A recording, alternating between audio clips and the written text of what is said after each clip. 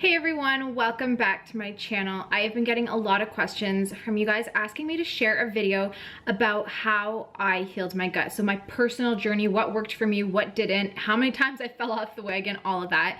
So I decided to kind of break it up into two parts. I decided to make this video to talk about how to go gluten-free because that was the first step that I took and that everyone should take when trying to heal their gut.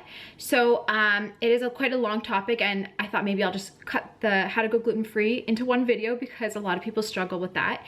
And then I'll share like my story and how all the rest of it went in the next video that I'll post right after this one.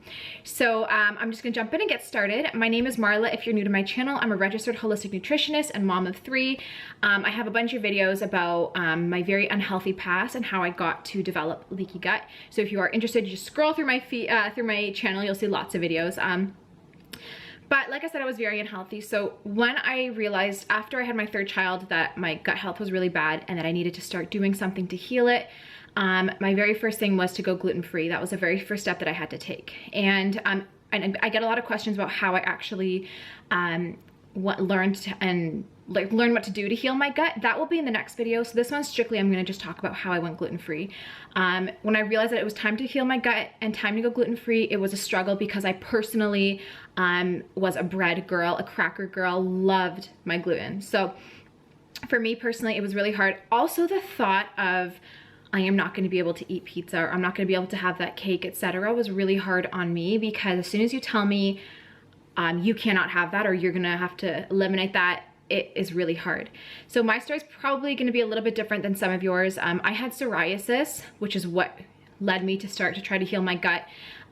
So because I had psoriasis, I did get like a gluten sensitivity testing done. They said I was borderline celiac at the time. They said that, you know, depending on how much more gluten I ate, I could develop full-out celiac disease. It was at that time that I decided to go gluten-free. I did fall off the bandwagon and have gluten many times during this journey, which I'll explain. So because of that, because I still had gluten when I was borderline celiac, it could have pushed me into full-blown celiac. I am not sure. But what I do know is that if I do eat gluten now, I will break out like completely head to toe in psoriasis. So I do avoid gluten like the plague now, and I finally got to a point where it is so easy to be gluten-free, where I love being gluten-free and where I want to be gluten-free for life.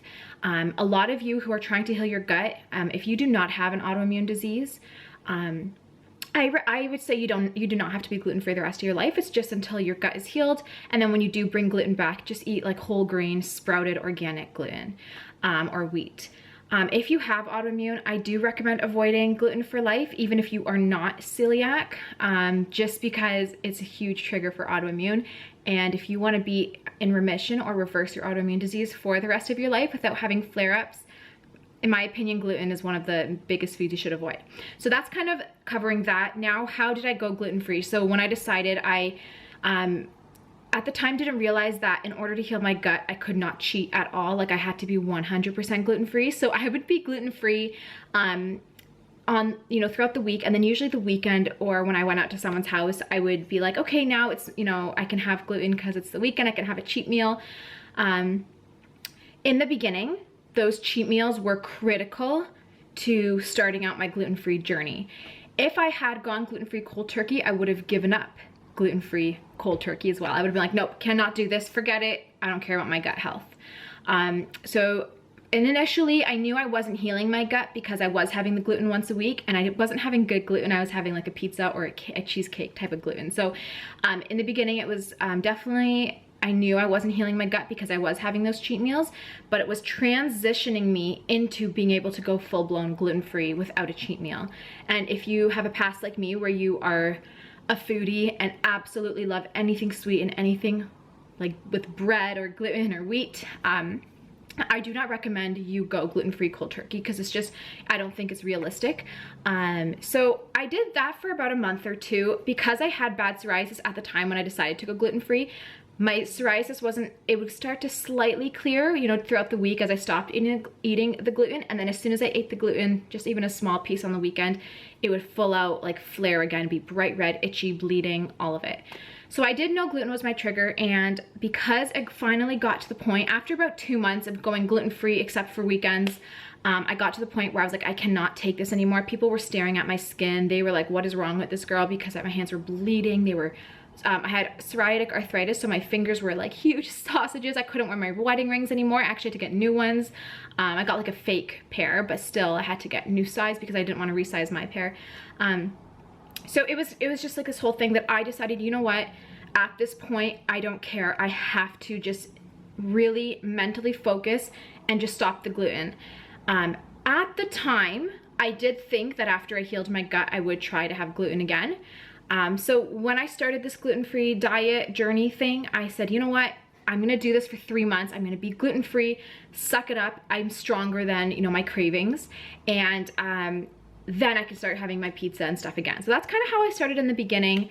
Now looking back, I'm like, well, I was a little bit naive, which I'll get into, but it's what worked for me. Knowing that at some point I could have the gluten again, I was okay with going gluten-free for a few months and just giving up those foods.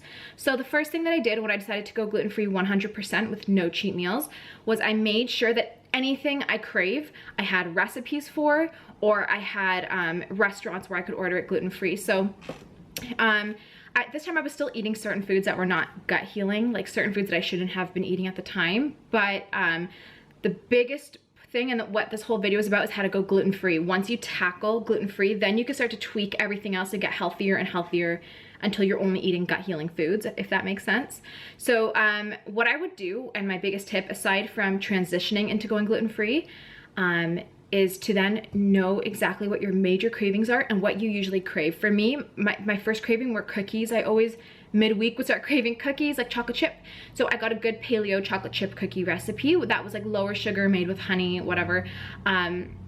The second thing was pizza. I'm a pizza girl. I never used to be, but I was at the time. So I learned how to make gluten-free pizza crust, or I would go to a local restaurant here that does do gluten-free pizza. It's not healthy, but it's gluten-free. So those are my options if I'm craving it. I also would get brown rice tortilla wraps and then put like a whole bunch of like sauce and stuff and grate some cheese and make those kind of pizzas as well. So for any craving I had, I got gluten-free recipes for. Pancakes were huge, so I got gluten-free pancake recipe. Once I had all of those recipes, you know, I would print them out or save them, you know, somewhere so I could just access them quickly.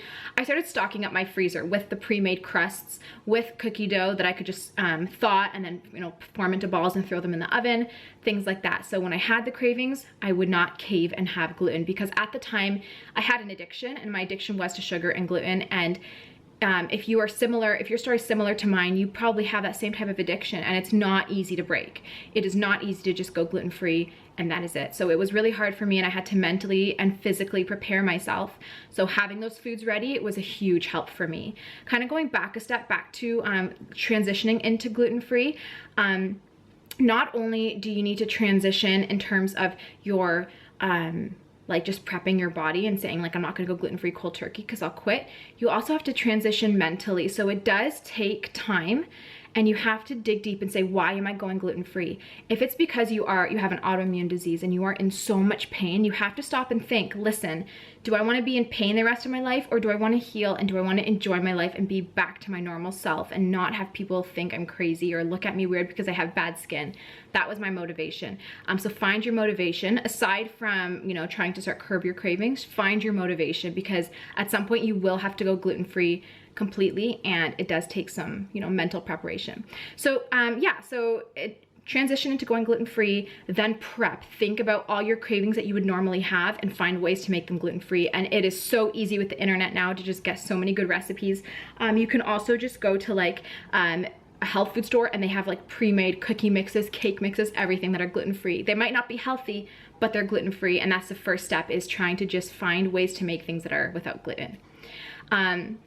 After I started mastering how to cook, and I actually started enjoying my food, and I started making it for friends and family, and they were like, we can't even tell this is gluten-free, because I kind of really got good at coming up with recipes. And if you do not follow me on my Instagram, it's at Marla's Healthy Life. I share loads of amazing gluten-free recipes that do not taste gluten-free. They taste amazing, so you can follow me there.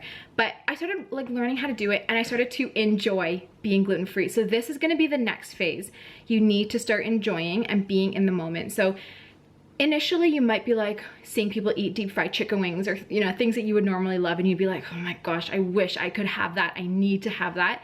And you kind of feel sorry for yourself, and you're like, why can they eat whatever they want and they don't have an autoimmune disease or they don't have IBS, but I do? Like, how is this fair? You know, don't put yourself in that position. Instead, think about, I am happy that my body is finally, because when you have an autoimmune disease or some type of like IBS or anything, that's your body telling you something isn't right, fix me. Other people do not have that signal, so they're gonna keep eating themselves until they literally eat themselves to death in terms of, you know, either getting cancer down the road or something. So instead, think about, thank you God, because I have psoriasis or because I have autoimmune, I am now able to figure out how to actually be healthy so that I can enjoy my life long term. I can, you know, if you're older, you can enjoy maybe seeing your great grandbabies or your grandchild get married and have kids. If you're younger, you can look forward to growing old and having a nice, long, healthy life. So start to change your point of view. And when you do that, you will actually start to enjoy being gluten-free. You'll start finding restaurants that have really good restaurants that have good gluten-free stuff. You'll start finding recipes that you love. And when you start to enjoy the process of being gluten-free or going gluten-free, it'll completely change and your whole perception of everything changes. And you will notice even that you become like, when you stop eating gluten, a lot of your allergic symptoms lift, like fatigue and brain fog and mood swings, things like that. So just by doing that, you'll start already getting clarity. You will feel like $1,000,000. You might start looking better, maybe you'll lose some weight.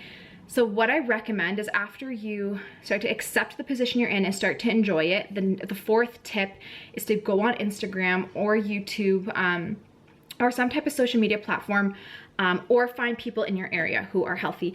I personally started with Instagram because that is where, when I initially had psoriasis and was going gluten-free and had Hashimoto's and all of these autoimmune diseases, I was like, am I alone? Is there no one else out there? And when I went on Instagram, I started finding hundreds and thousands of people who were just like me, who were gluten-free for life, who were, you know, suffered with autoimmune diseases, who reversed them or who are working to reverse them.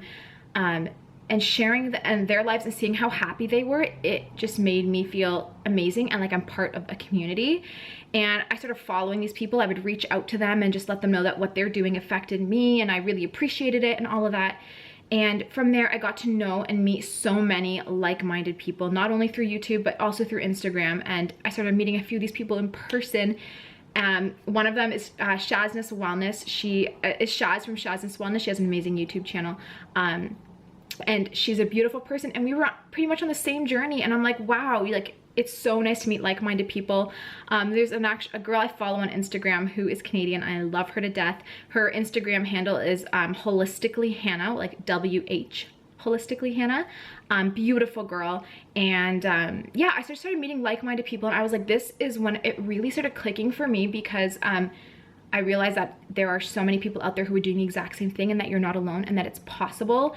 And then because of that, I started getting introduced to a lot of brands that were holistic, that were like amazing gluten-free crackers or gluten-free wraps, gluten-free chocolate, like really clean products. And it made being gluten-free easier, because I started realizing I can have chocolate truffles, I can have Simple Mills cookies or paleo cookies.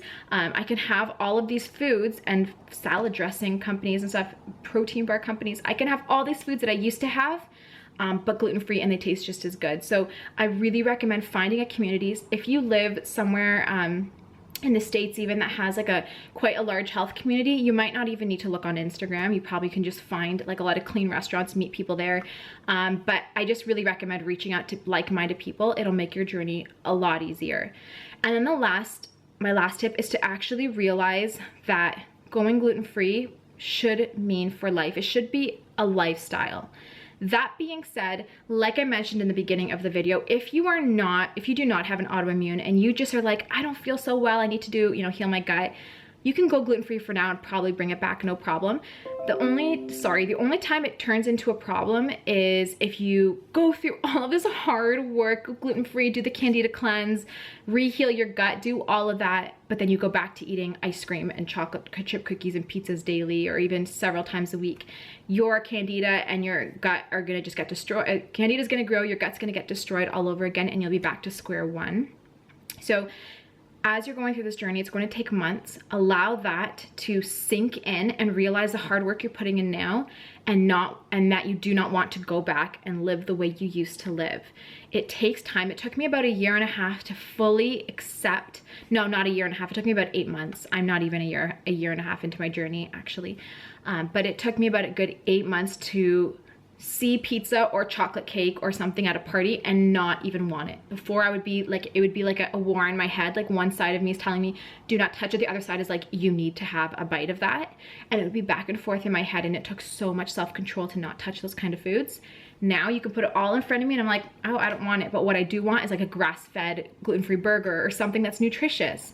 And it'll get there. Your body starts to change and your taste buds start to change, and your cravings change so much as you go gluten-free and start to cleanse. So you will notice it gets easier. You got to get past a couple months, which are always the hardest, the initial months, and then it gets so much easier.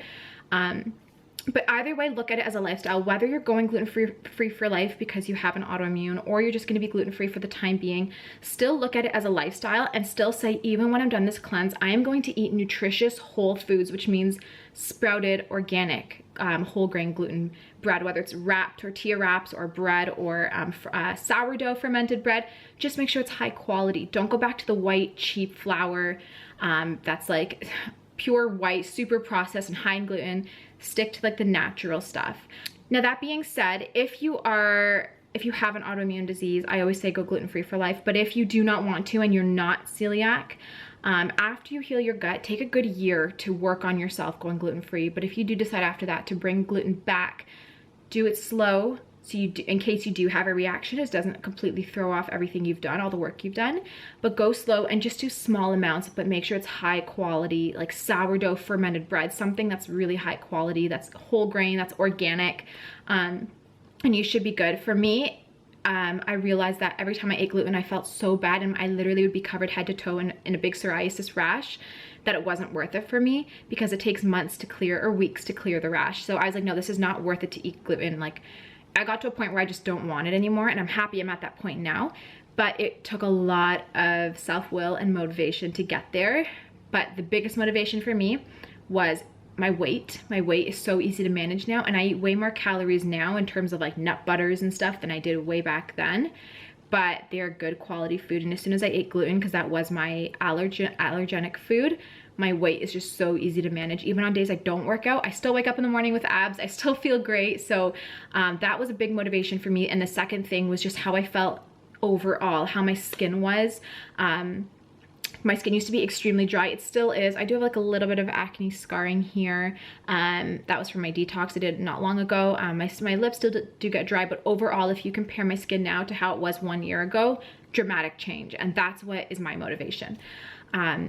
But that's pretty much it. That's kind of what I have for this video. That's how I went gluten-free. So the next video that I'm gonna share with you is gonna be on how I healed my gut, what my journey was from start to finish, the, I guess the websites I visited to help, all of that. So I hope you guys check out the video that I'm gonna be filming next. I'll try to post them together. Make sure you follow me on Instagram at Marla's Healthy Life. If you do want one-on-one holistic nutrition consulting from me, you can head to the description box. My website is holisticspring.com. You can contact me through there. You can see my pricing and the services I offer. But yeah, thank you so much for watching, and I will talk to you in my next video. Bye.